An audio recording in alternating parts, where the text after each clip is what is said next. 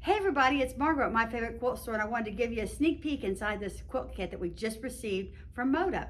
It's by Merry Little Christmas. It's a line by Bonnie and Camille, and it is the cutest little quilt kit. I love it because it has so many rows on it, and I love to make quilts that have this kind of rows and fun piecing inside it. So it is always one of my favorites to make.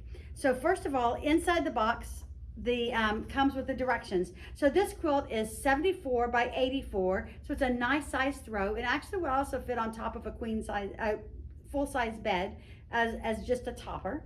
It is easily pieced. It's considered a confident beginner piecing quilt kit, and it has all the fabrics you need to make the quilt top and the binding. So let's take a look at the fabrics. So first of all, you've got this nice cream for the background. Secondly, you've got this beautiful red floral for the outer border out here. This green is the background on two different sections of the quilt kit. And then you get a nice assortment from this collection of reds and greens in both half yard and fat quarters, so that you can cut the rest of your pieces you need for this piecing of this quilt.